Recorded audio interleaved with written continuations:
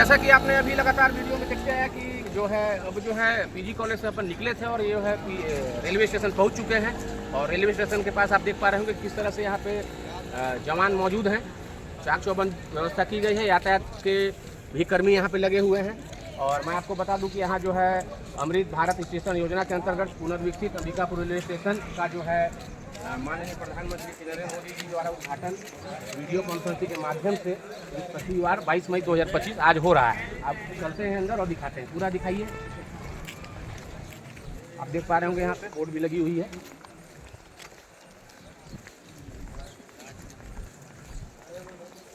मैं बता दूं आपको कि यहाँ पे एक बार पार्किंग को दिखाएंगे, यहाँ से थोड़ा सा जूम करके किस तरह से यहाँ पे जो है पार्किंग जो है फुल हो चुकी है। क्योंकि आज जो है हमारे छत्तीसगढ़ के मुख्यमंत्री श्री विष्णुदेव साय जी आए हुए हैं। आइए चलते हैं आगे। थोड़ा भैया क्या हो गया? आप देख पा रहे होंगे यहाँ पे जो बोर्ड लगाई गई है।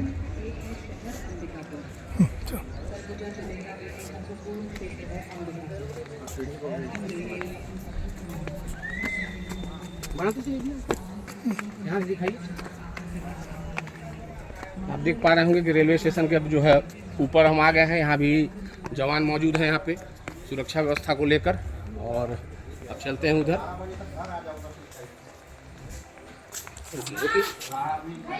होंगे कि जो है अंबिकापुर रेलवे स्टेशन जो है पुनर्विकसित होकर किस तरह से तैयार है, हमारे सहयोगी आपको दिखाएंगे। आप देख पा रहे होंगे टाइम भी बता रहा है 11:09 हो रहा है। और यहाँ पे देख पा रहे होंगे यहाँ भी जो है, आइए अब अंदर चलते हैं और दिखाते हैं आपको। बता रहे होंगे कि अंबिकापुर रेलवे स्टेशन जो है किस तरह से सच के तैयार है। इसका उद्घाटन हो रहा है। इसके साथ साथ जो है 103 टोटल जो है पुनर्विकसित रेलवे स्टेशन का उद्घाटन जो है हमारे देश के प्रधानमंत्री श्री नरेंद्र मोदी जी जो है वर्चुअल माध्यम से कर रहे हैं। आपको दिखा रहा हूँ। यहाँ पे देख पा रहे होंगे कि यहाँ भी जो है सरगुजा पुलिस के जवान यहाँ पे महिला कर्मी मौजूद हैं, हमारे सभी दिखाएंगे। आप देख पा रहे होंगे कि कई थाना प्रभारी भी यहाँ मौजूद हैं सरगुजा जिले के। आइए अंदर चलते हैं, दिखाते हैं किस तरह से यहाँ पे कार्यक्रम चल रहा है। दिखाइए राजेंद्र। पब्लिक देख पा रहे होंगे इधर लगी हुई है कुर्सी पब्लिक के लिए। डोंगरगढ़ भिलाई और फुलपुरा रेलवे स्टेशनों का पुनर्विकास का कार्य कर दिया गया है। कुल 32 स्टेशनों का चयन किया गया था। पीने का पानी की व्यवस्था किया गया है। इस तरह से रेलवे स्टेशन देखिए, इधर दिखाइए। अमृत भारत योजना के तहत 32 रेलवे इधर स्टेशनों दिखाइए का थोड़ा सा। छत्तीसगढ़ से यहाँ चयन पे किया जो गया था। पहुँचे हुए हैं सभी आज कार्यक्रम में। 5 का लोकार्पण माननीय प्रधानमंत्री जी के द्वारा और 27 रेलवे स्टेशनों का पुनर्विकास का कार्य अभी अग्रसर है। और जैसे ही पुनर्विकास होंगे कि यहाँ भी जो है जवान मौजूद है गया था और आज 103 के कार्य तोड़ जिनका लोकार्पण माननीय प्रधानमंत्री जी के द्वारा क्षणों में किया जाएगा। आ रहे होंगे कि यहाँ भी जो है सरगुजा पुलिस के लोग मौजूद हैं। चाक चौबंद व्यवस्था की गई है। आप देख पा रहे होंगे यहीं पे जो है कार्यक्रम हो रहा है। आप देख पा रहे होंगे कि जो है अमृत भारत स्टेशन योजना के अंतर्गत जो पुनर्विकसित अंबिकापुर रेलवे स्टेशन का हमारे देश के माननीय प्रधानमंत्री श्री नरेंद्र मोदी द्वारा उद्घाटन वीडियो कॉन्फ्रेंस के माध्यम से होने जा रहा है। जिसमें हम आप देख पा रहे हो कि हमारे छत्तीसगढ़ के मुख्यमंत्री श्री विष्णुदेव साय जी, वित्त मंत्री ओपी चौधरी जी, महिला बाल विकास मंत्री सांसद चिंतामणि महाराज, कृषि मंत्री भी देख पा रहे होंगे, स्वास्थ्य मंत्री जी भी आए हुए, सभी यहाँ पे विधायक मंत्री पहुंचे हुए हैं। आपको हमारे सहयोगी दिखाएंगे कि किस तरह से यहाँ पे जन सैलाब एकत्रित हुआ है इस उद्घाटन कार्यक्रम में। आप देख पा रहे होंगे इस क्षेत्र के विकास के लिए उधर और रेलवे के लिए आप बहुत देख संघर्ष पा रहे किया है होंगे अंबिकापुर रेलवे स्टेशन के लिए। किस तरह से यहाँ पे जो है जन सैलाब इस उद्घाटन कार्यक्रम में आया हुआ है। इस क्षेत्र के विकास के संबंध में चंद आशीर्वचन स्वरूप आप देख पा रहे होंगे कि सभी यहाँ पे वरिष्ठ नेतागण भी आए हुए हैं बीजेपी पार्टी के। आप देख पा रहे होंगे। भारत माता की, भारत माता की, छत्तीसगढ़ महतारी की। आज तार में लपटे हुए हैं। आप बहुत देखिए ही खुशी का क्षण है। विधायक प्रमोद बेन जी, सीतापुर आप देख पा रहे होंगे कुमार, किस तरह से जन सैलाब यहाँ पे एकत्रित हुआ है। ये अंबिकापुर रेलवे स्टेशन से मैं दिखा रहा हूँ आपको। और विजय कुमार जी देख पा रहे होंगे यहाँ उपस्थित सरगुजा सांसद चिंतामणि महाराज जी जो है संबोधन कर रहे हैं मंच से। और इसके साथ ही अर्जुन पुरस्कार सम्मानित है और पुष्पभावुक स्वागत कर रहे हैं। प्रकृति की सुंदर प्रकृति पुष्पों से माननीय का स्वागत। और इसी कड़ी में अगला आग्रह भारतीय सेना से सेवानिवृत्त कर्नल हेम सिंह जी से सेना मेडल आप प्राप्त पैरा कमांडर रहे। और आपसे भी आग्रह है, आप माननीय का प्रकृति की सुंदर प्रकृति पुष्पों से अभिनंदन और अभिवादन। मां देवी के आशीर्वाद से देशों की धरा का ये सौभाग्य है कि आज यशस्वी प्रधानमंत्री माननीय श्री नरेंद्र मोदी जी इस समय धरा पर हमारे साथ उपस्थित हैं। आपका हृदय से आभार व्यक्त करते हैं और हार्दिक अभिनंदन और स्वागत करते हैं। उन्हें बहुत बहुत आभार और अभिनंदन। और आज इस कार्यक्रम का शुभारंभ करने के लिए मैं सर्वप्रथम आगे कानून और न्याय राज्य मंत्री स्वतंत्र प्रभार और संसदीय कार्य राज्य मंत्री श्री अर्जुन राम मेघवाल जी से निवेदन करता हूँ स्वागत उद्बोधन के लिए माननीय श्री अर्जुन राम जी मेघवाल। वहाँ का जनसैलाब में किस तरह से प्रधानमंत्री के कार्यक्रम में आया हुआ है। भारत माता की, भारत माता की। भक्ति और सत्य देशमुख और पलाना में भारत के यशस्वी तपस्वी युग पुरुष व कर्मयोगी प्रधानमंत्री एवं विश्व के सर्वाधिक लोकप्रिय नेता आदरणीय श्री नरेंद्र मोदी जी का हार्दिक स्वागत करता हूँ, वंदन करता हूँ और अभिनंदन करता हूँ।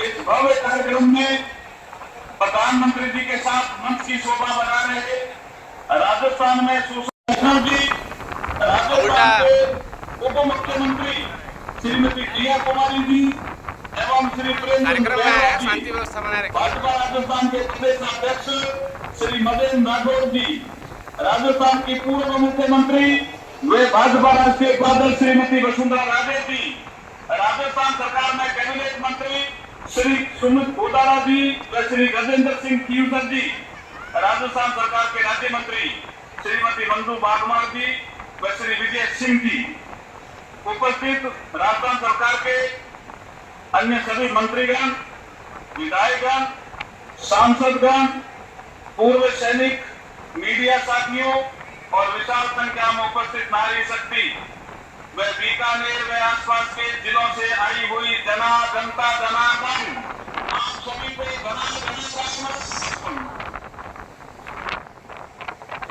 मां करनी की तरह पर आपका स्वागत करता हूं। प्रधानमंत्री जी, आप 8 जुलाई 2023 को बीकानेर के नॉर्मलेशन गांव में आए और वहां से आपने अमृतसर जामनगर एक्सप्रेस वे तथा अन्य विकास कार्यों को देश को समर्पित किया और वहां पर आपने कहा था कि ये धरती सोने के समान पूजनीय है।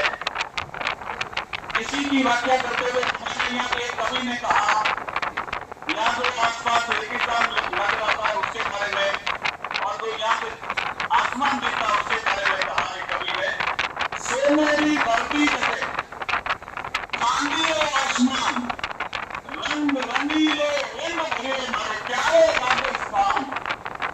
ऐसी धरती पर आपका स्वागत है। आपने रंग भरने के लिए कहा। प्रधानमंत्री जी, एक आप के लिए हम धन्यवाद इसलिए करना चाहते हैं विशेष रूप से कि ऑपरेशन सिंदूर की ऐतिहासिक सफलता के बाद सूर्य भूमि बीकानेर में आज आपका आना निश्चित रूप से हम सभी के हौसलों की बुलंदी व विश्वास को मजबूती प्रदान करने वाला है। आपका आगमन हम सभी के मन मस्तिष्क में नव ऊर्जा का संचार करने वाला है। आपका बहुत बहुत अभिनंदन है और बहुत बहुत स्वागत है। जब आपने वहां से कहा था कि रंग भरो भारत देश से, तो आपका प्रधानमंत्री जी एक सूत्र है काम करने का, रिफॉर्म, परफॉर्म और ट्रांसफॉर्म।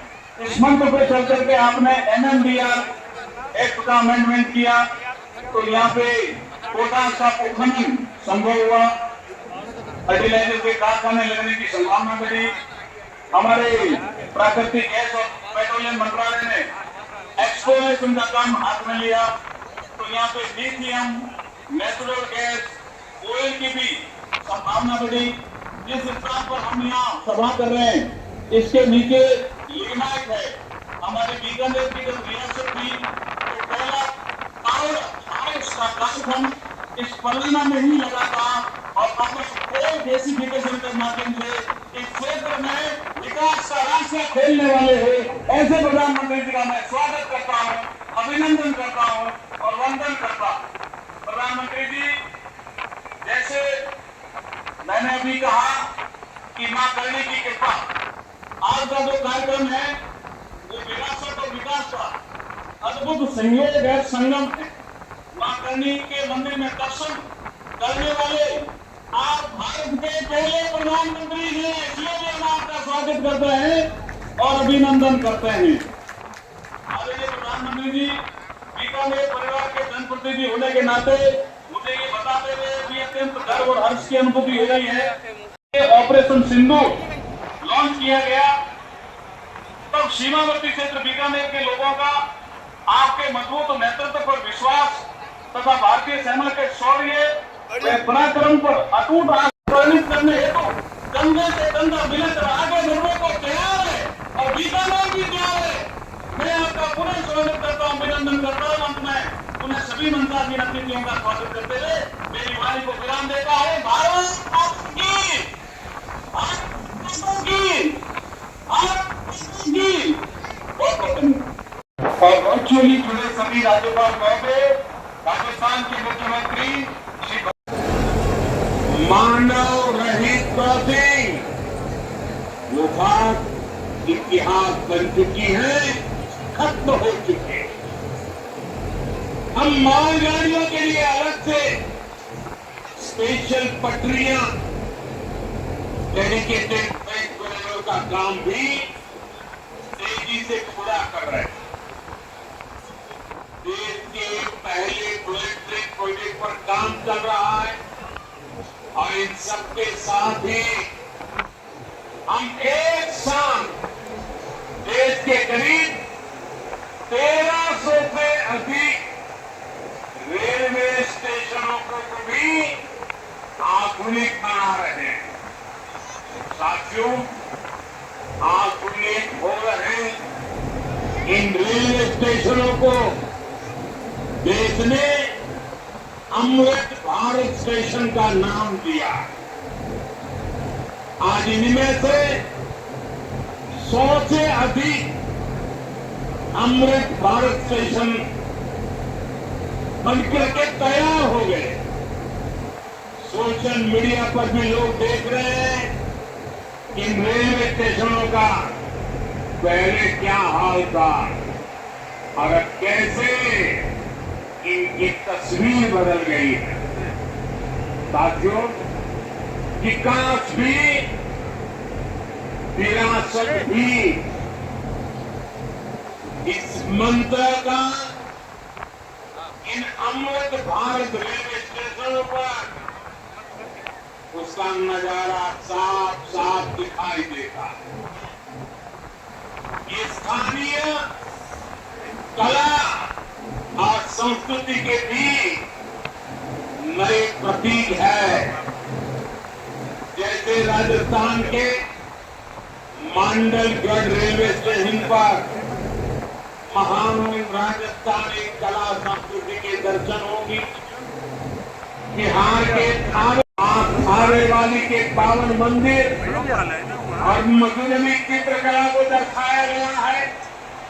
मध्य प्रदेश के ओरछा रेलवे स्टेशन पर आपको भगवान राम की आभा का एहसास होगा। श्रीरंगम स्टेशन का डिजाइन भगवान श्री रंगनाथ स्वामी जी के मंदिर से प्रेरित है।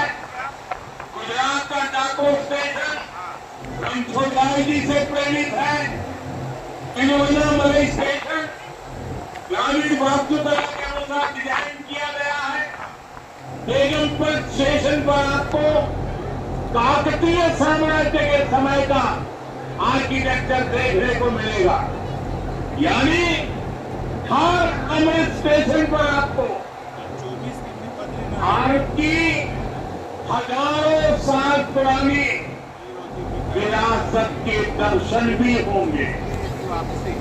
ये स्टेशन हर राज्य में टूरिज्म को भी बढ़ावा देने के माध्यम बनेंगे, नौजवानों को रोजगार के नए मौके देंगे और मैं उन शहर के नागरिकों को रेलवे में यात्रा करने वाले पैसेंजर से प्रार्थना करूंगा, ये सारी वहां गंदगी न हो, इस संपत्ति का नुकसान न हो, क्योंकि आप उसके मालिक हैं।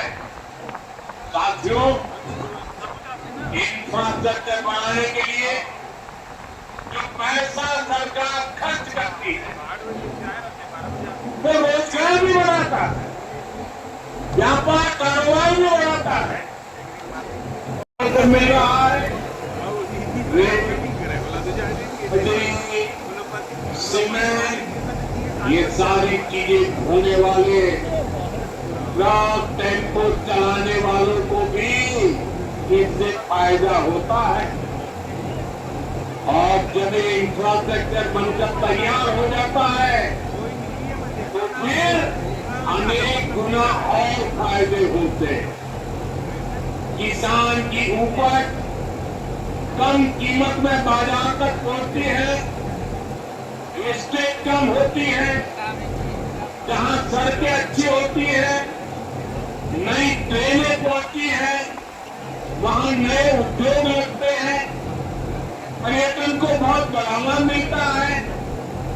यानी इंफ्रास्ट्रक्चर पर लगने वाले पैसे से हर परिवार का, खास तौर पर हमारे नौजवानों का सबसे अधिक फायदा होता है। साथियों, इंफ्रास्ट्रक्चर पर जो काम हो रहा है उसका हमारे राजस्थान को भी बड़ा लाभ मिल रहा है। आज राजस्थान के गांव-गांव में अच्छी सड़कें बन रही है, बॉर्डर के इलाकों में भी शानदार सड़कें बन रही है। इसके लिए बीते 11 साल में अकेले राजस्थान में करीब 70,000 करोड़ के खर्च किए गए। राजस्थान में रेलवे के विकास के लिए भी केंद्र सरकार इस साल करीब 15 गुना अधिक है। अभी थोड़ी देर पहले ही यहां से मुंबई के लिए एक नई ट्रेन को हरी झंडी दिखाई गई है। आज ही कई इलाकों में स्वास्थ्य, जल और बिजली से जुड़ी योजनाओं का शिलान्यास और लोकार्पण हुआ है। इन सारे प्रयासों का लक्ष्य है हमारे राजस्थान के शहर हो या गांव तेजी से उन्नति की ओर बढ़ सके। राजस्थान के युवाओं को उनके शहर में ही डबल इंजन सरकार तेजी से काम कर रही है। अलग अलग सेक्टर के लिए राज्य की सरकार ने नई औद्योगिक नीतियां जारी की। बीकानेर को भी इन नई नीतियों का लाभ मिलेगा। आप तो जानते हैं, बीकानेर की बात आती है तो बीकानेरी भुजिया का स्वाद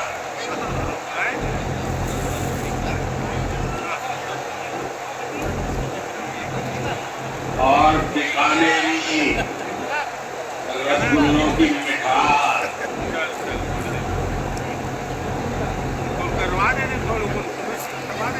विश्व भर में अपनी पहचान से जामनगर तक जो 6 लेन का इकोनॉमिक कॉरिडोर बन रहा है वो राजस्थान में श्रीगंगानगर, हनुमानगढ़, बीकानेर, जो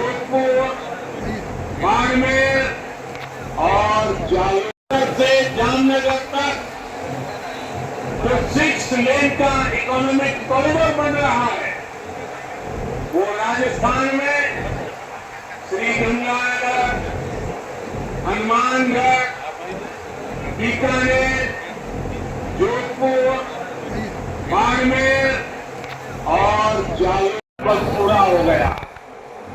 राजस्थान में औद्योगिक विकास को नई ऊंचाई पर ले जाएगा। साथियों, राजस्थान में पीएम बिजली योजना भी तेजी से आगे बढ़ रही है।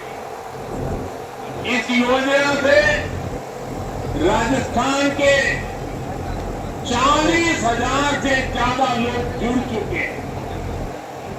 इससे लोगों का बिजली बिल 0 हुआ है और लोगों को सोलर बिजली पैदा करके कमाई का नया रास्ता भी मिला है। आज यहाँ बिजली से जुड़े तो और ज्यादा बिजली राजस्थान में औद्योगिक विकास को नई गति दे रहा है। साथियों, राजस्थान की भूमि रेत के मैदान में हरियाली लाने वाले श्रीगंगानगर, इसलिए एक तरफ हम सिंचाई परियोजनाओं को पूरा कर रहे हैं और साथ ही नदियों को जोड़ रहे हैं। पार्वती, काले सिंध, चंबल लिंक परियोजना से राजस्थान के अनेक जिलों को लाभ होगा। यहाँ की धरती, यहाँ के किसानों को फायदा होगा। साथियों,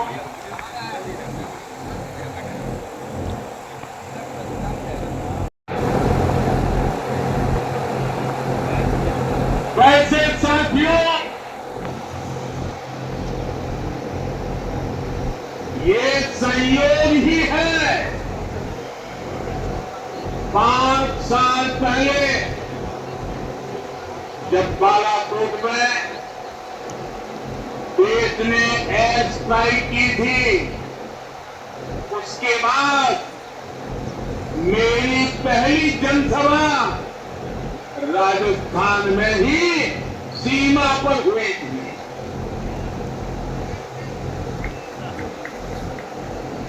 वीर भूमि का ही एक तप है कि ऐसा संयोग बन जाता है।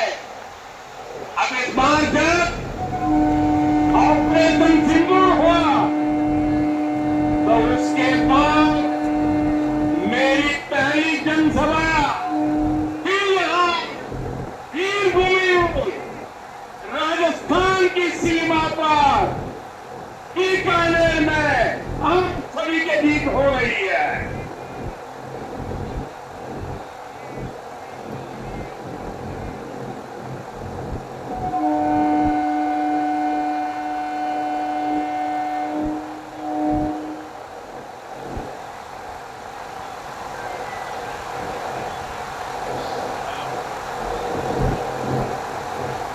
साथियों, शुरू में मैंने कहा था, एयर स्ट्राइक के बाद मैं आया था, तब मैंने कहा था, सौगंध मुझे इस मिट्टी की, मैं देश नहीं मिटने दूंगा, मैं देश नहीं झुकने दूंगा।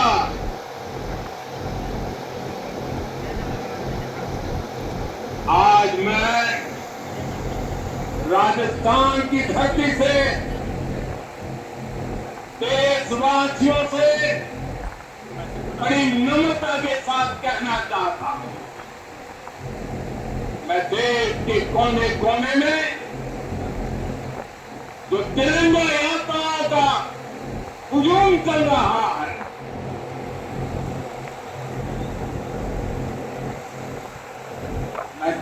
देशवासियों से कहता हूं,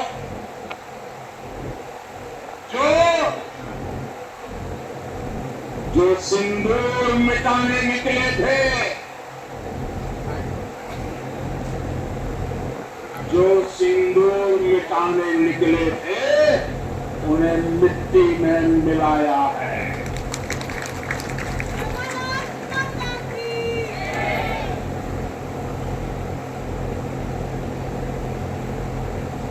जो हिंदुस्तान का लहू बहाते थे, जो हिंदुस्तान का लहू बहाते थे, आज कतरे कतरे का हिसाब चुकाया है।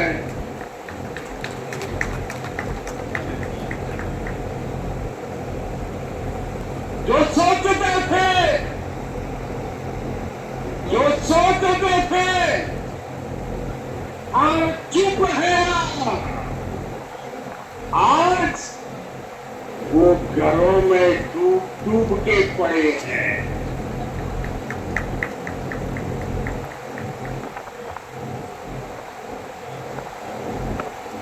जो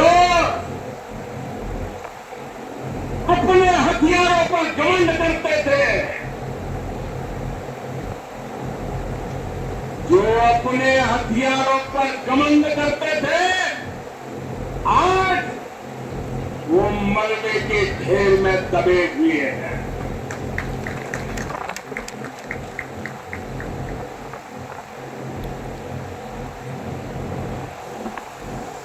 मेरे प्यारे देशवासियों, ये शोध प्रतिशोध का खेल नहीं,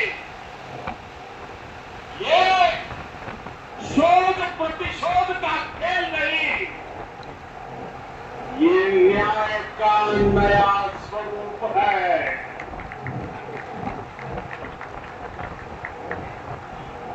ये न्याय का नया स्वरूप है। ये ऑपरेशन सिंदूर है।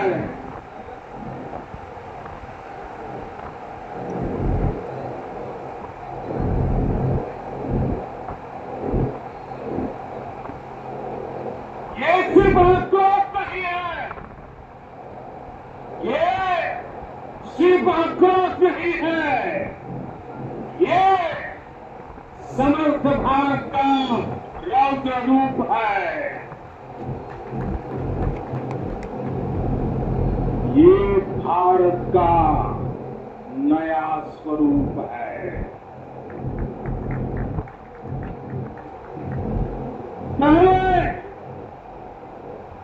पहले घर में घुसकर किया था, पहले घर में घुसकर किया था, अब सीधे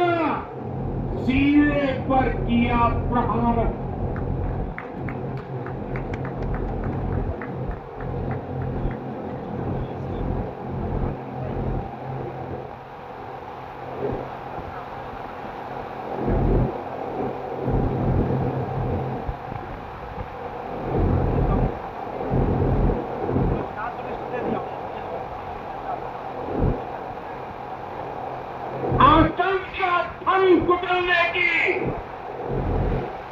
आतंक का फन कुचलने की यही नीति है, यही रीति है, यही भारत है, नव भारत है। बोले भारत माता की, भारत माता की, भारत माता की। साथियों, ऑपरेशन सिंदूर ने आतंकवाद से निपटने के 3 सूत्र तय कर दिए हैं।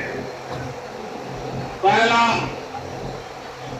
भारत पर आतंकी हमला हुआ तो करारा जवाब मिलेगा। समय हमारी सेनाएं तय करेगी, तरीका भी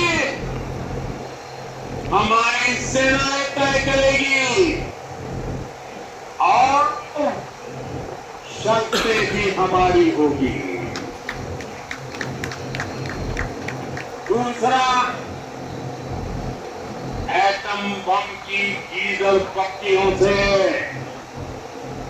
भारत करने वाला नहीं है। और तीसरा, हम आतंक के आकाओं और आतंक की सरपरस्त सरकार को अलग अलग नहीं देखेंगे, उन्हें अलग अलग नहीं देखेंगे, उन्हें एक ही मानेंगे। पाकिस्तान का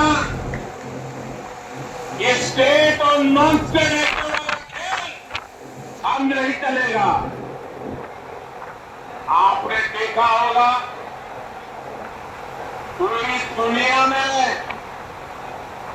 पाकिस्तान की पोल खोलने के लिए हमारे देश के 7 अलग अलग प्रतिनिधिमंडल पूरे विश्व भर में पहुंच रहे हैं। अब इसमें देश के सभी राजनीतिक दलों के लोग हैं, विदेश नीति के जानकार है, गणमान्य नागरिक है। अब पाकिस्तान का असली चेहरा पूरी दुनिया को दिखाया जाएगा। साथियों, पाकिस्तान भारत से कभी सीधी लड़ाई जीत ही नहीं सकता। जब भी सीधी लड़ाई होती है तो बार बार पाकिस्तान को मुंह की खानी पड़ती है। इसलिए पाकिस्तान ने आतंकवाद लड़ाई का हथियार बनाया है। आजादी के बाद पिछले कई दशकों से यही चला आ रहा था। पाकिस्तान आतंक फैलाता था, निर्दोष लोगों की हत्याएं करता था, भारत में डर का माहौल बनाता था। लेकिन पाकिस्तान एक बात, मां भारती का सेवक मोदी यहां सीना तान कर खड़ा है।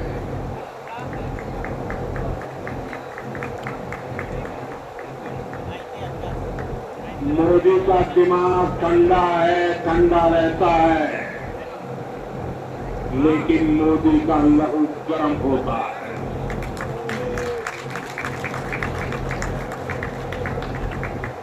और अब तो मोदी की नसों में लहू नहीं, गरम सिंदूर बह रहा है।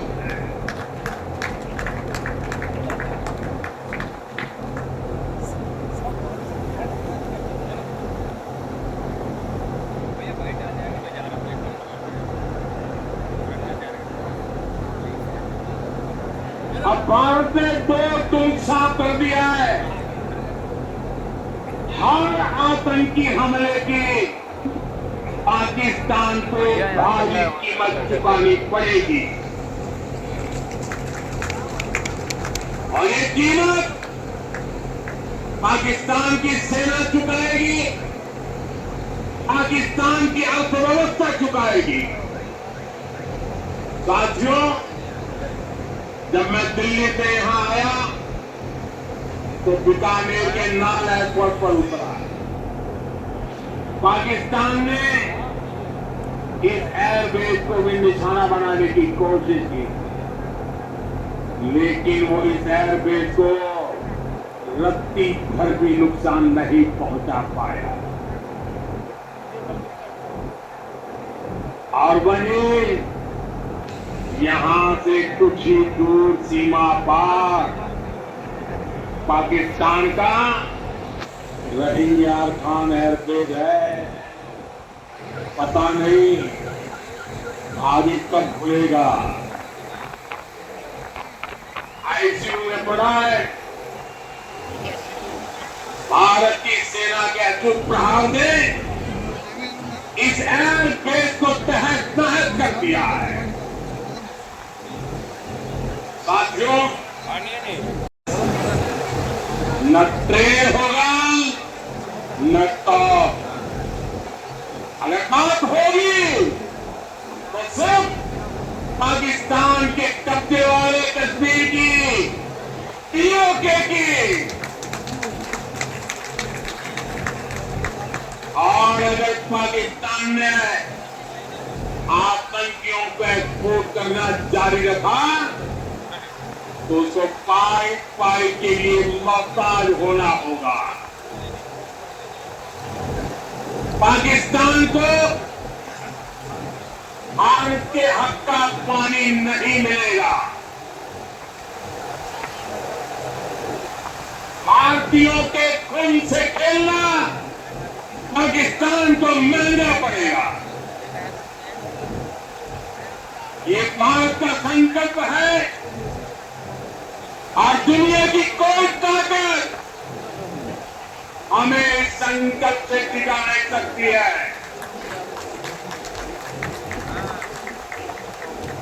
भाइयों बहनों, विकसित भारत के निर्माण के लिए सुरक्षा और समृद्धि दोनों जरूरी है। ये तभी संभव है जब भारत का कोना कोना मजबूत होगा। आज का एक कार्यक्रम भारत के संतुलित विकास का, भारत के तेज विकास का उत्तम उदाहरण है।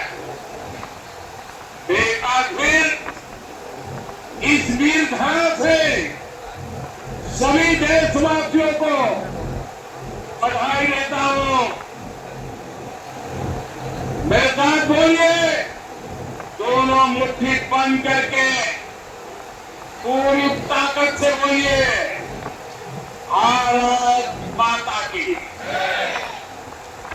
भारत माता की,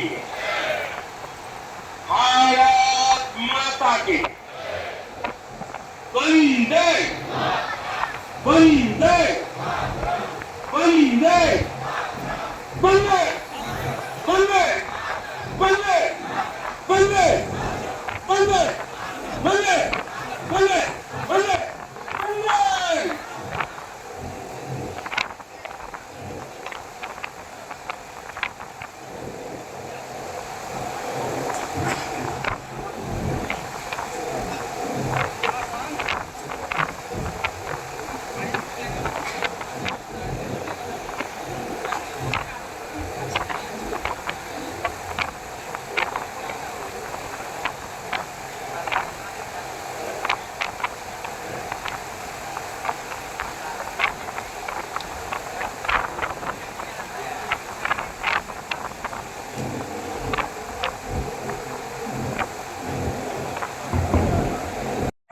लोकार्पण होगा और यह ऐतिहासिक पल हमारे अतिथिगण, समस्त सम्मानीय अतिथिगण वहां पहुंच चुके हैं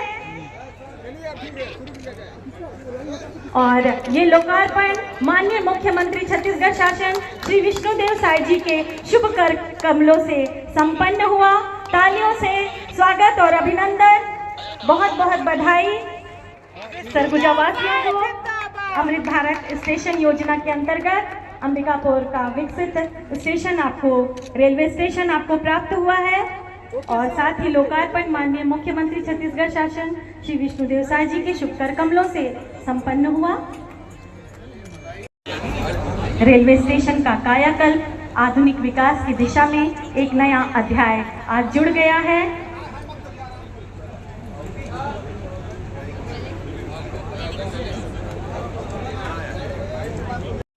माननीय मुख्यमंत्री छत्तीसगढ़ शासन श्री विष्णुदेव साय जी का लोकार्पण संपन्न हुआ है। छत्तीसगढ़ का सौभाग्य है कि 103 में 5 रेलवे स्टेशन देश का है। संविदा सभा का सौभाग्य है कि हमारा अंबिकापुर रेलवे स्टेशन का आज लोकार्पण माननीय प्रधानमंत्री जी के कार्यक्रमों से हुआ है। इसके लिए मैं पूरे छत्तीसगढ़ की जनता की तरफ से, सरगुजा संभाग की जनता की तरफ से माननीय प्रधानमंत्री जी का बहुत बहुत धन्यवाद ज्ञापित करते हैं। और ये बड़ा अच्छा कार्यक्रम रहा।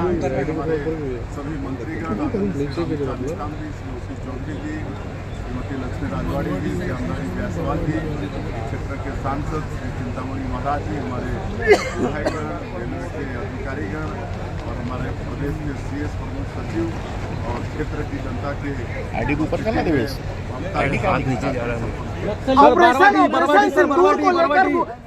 ऑपरेशन सिंदूर को लेकर PM ने कहा है कि उनके रगों में खून नहीं, गर्म सिंदूर बह रहा है, क्या कहेंगे इस पे?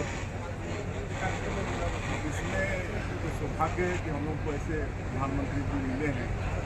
जिस तरह से पाकिस्तानी आतंकवादियों ने 22 अप्रैल को पहलगाम में हमारी बहनों का सिंदूर डालने का काम किया था, आदरणीय प्रधानमंत्री जी के मार्गदर्शन में हमारे देश के जवानों ने जैसे जो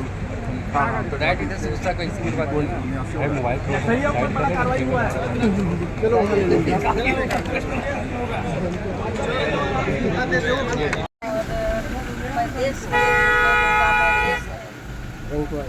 तो आइए मंत्री, थोड़ा चलिए ठीक है, बाद में चलिए, हो गया, कोई बात नहीं।